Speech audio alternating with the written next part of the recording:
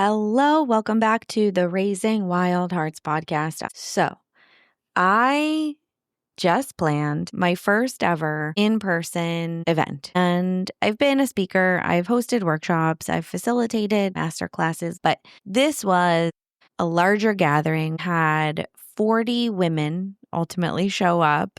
I'm smiling. I still get goosebumps when I think about it.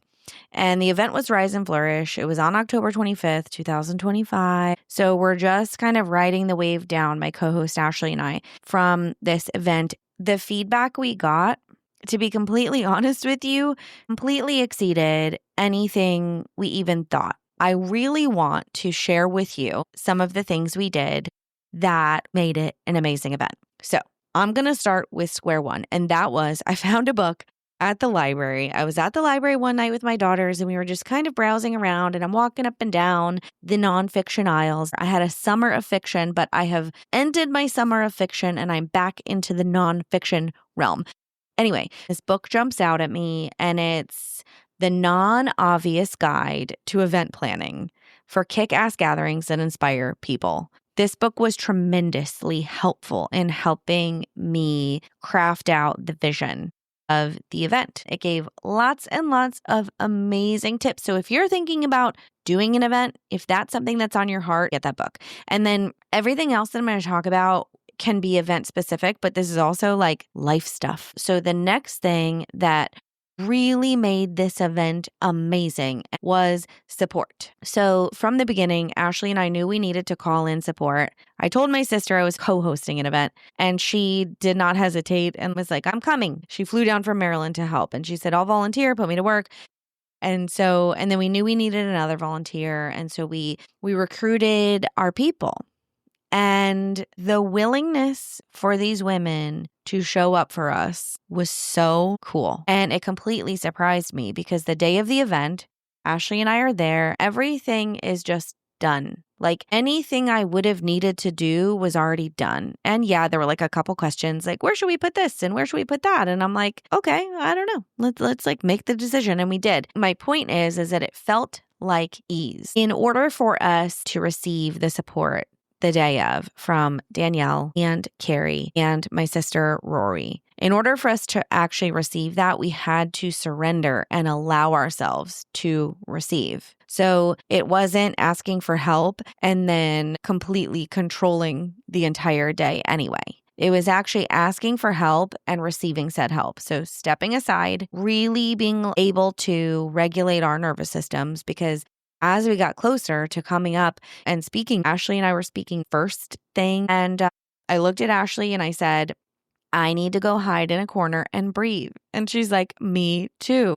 So we went and sat down and we did some breathing and we did some humming, which is really good for your vagus nerve and your central nervous system to give you a reset and to give you an internal feeling of calm. So Ashley and I went over and we sat in a corner. Nobody needed us. Nothing was going on. It just, we went there and sat and did breathing. And I'm talking 5 minutes at the most, but it really brought us to our centers to be prepared to go up and speak and welcome everybody into this container that we created. So keep in mind, if you are planning an event, if you are planning a workshop, even something virtual, even having people over for dinner or play date, keep in mind that you are creating a container. And within that container, how do you want the energy to feel? How do you want the day to go? One of the things that this book told us is capture your audience immediately. And so for us, it was like, okay, we want to emotionally capture our audience and bring them with us on a journey. And so we did. We started off the day with our background stories, and it was really powerful. So support and the book were just amazing. One of our speakers that we had at the event is Stasia Jaramillo. Her episode on the Raising Wild Hearts podcast, How to Shatter Your Glass Ceiling and Let Go of Limiting Beliefs, is the most popular episode I've ever done in 2+ years. So she was a speaker at the event.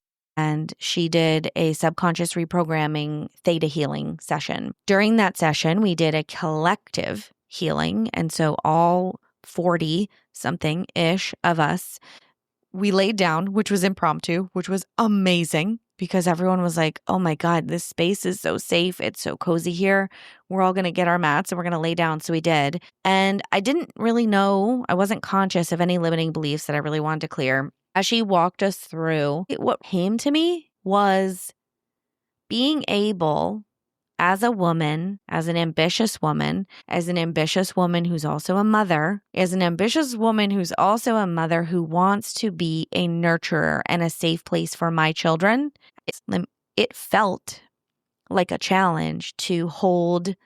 I am a soulful, soft nurturer for my children, and I am an ambitious, organized go-getter in my podcast and in my work outside of the home, in my business. And for a long time, for a while, I was trying to figure out, how do I hold both? One day I opened up my sourdough starter, and this sourdough starter, you guys, like, she was old. I opened it up last week and I was like, oh my God, my starter died.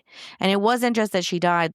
We had a couple near-death experiences where I was able to bring her back to life, but this was a whole different ballgame.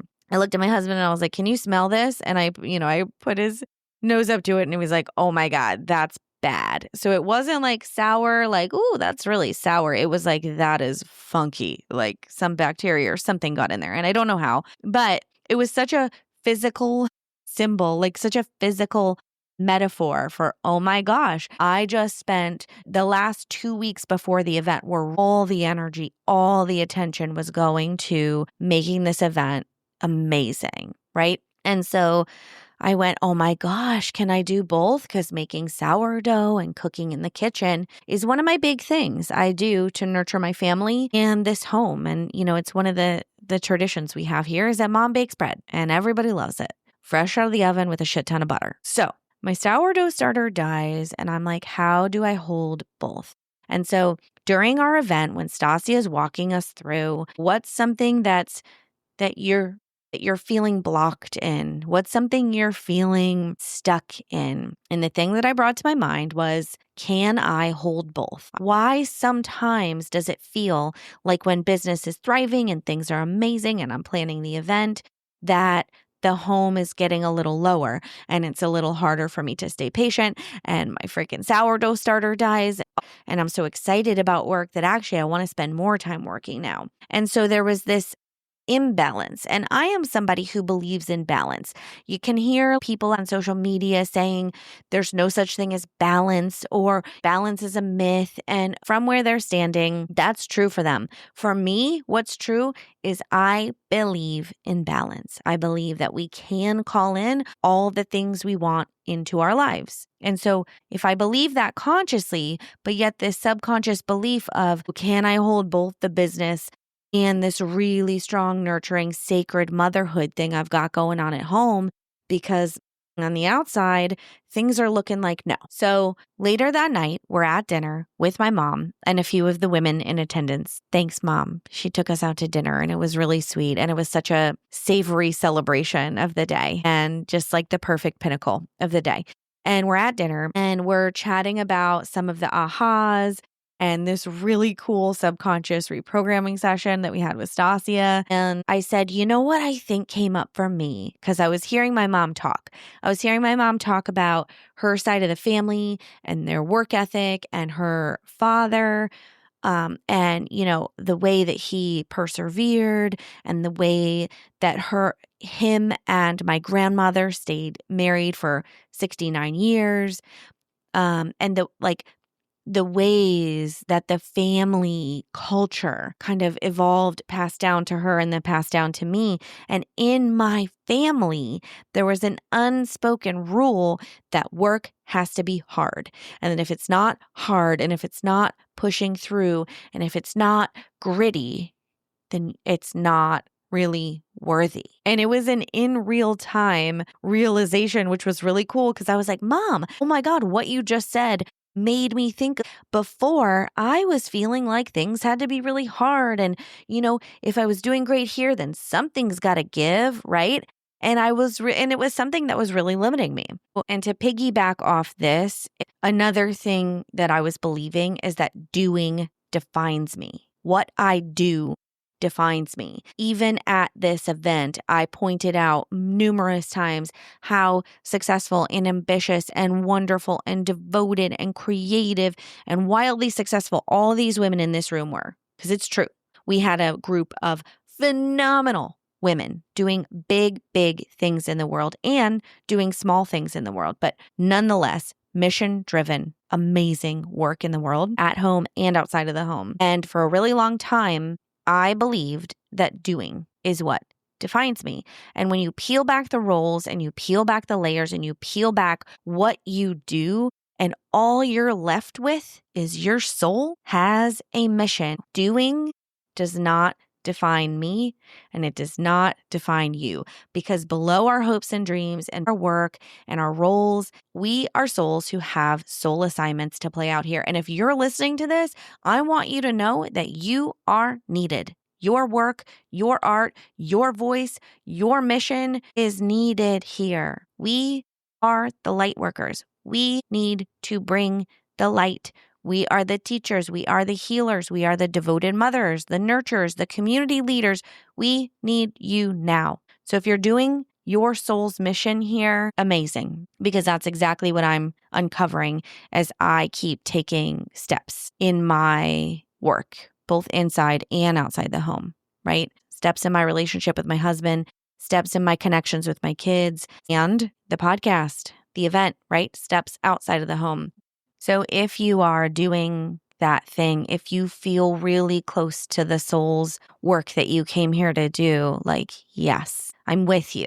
It's still unfolding and I'm with you. And if you know that there is something more, if you know you've heard your heart whispering that there is more to life than whatever situation you are in right now. And if you need to make a big decision, whether that's a conversation with your leadership team at work, whether it's creating and selling your art and putting it out into the world, whether it's using your voice and your words to make a difference, whatever the thing is for you, you need to jump into do the thing. It's really bite-sized. I made 3 15-ish minute videos for you, and it's tiny, but it packs a punch. So you can go to raisingwildhearts.com/do-the-thing if you want to join. You get instant access to video 1 right when you sign up.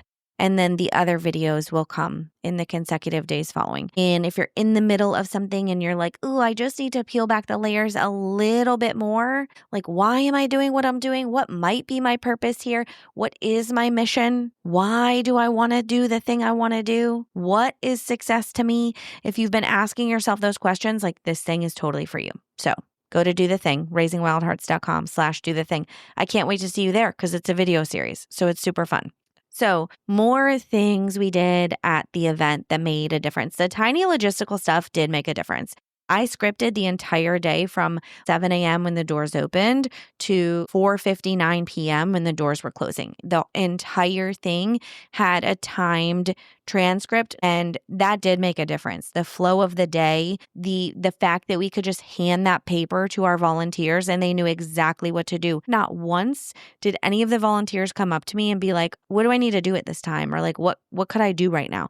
Everybody knew what needed to be done and how it needed to be done. I even scripted the welcome. Like, here are the bullet points of what you want to make sure you tell people right when they walk in the door. I brought lemon lavender room spray, and I sprayed the room because I wanted people to feel that bright, airy energy.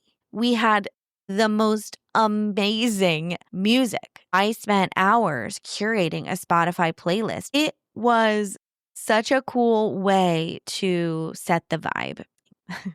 If you want to get my playlist, it's on Spotify. I'll link it down in the description. So if you want to jam out to what we jammed out to at Rise and Flourish, you'll see the arcs of the day just as you listen to the playlist. It's like 8+ hours of music, so it's amazing. And then the last thing that I'm going to share with you on how we pulled off this event so seamlessly and how we got such amazing feedback is that we were completely ourselves through the whole process. And so one of the things that we both said multiple times during this was, oh my God, we just make the best team because your strength is this and my strength is that. And we just made a kick ass team.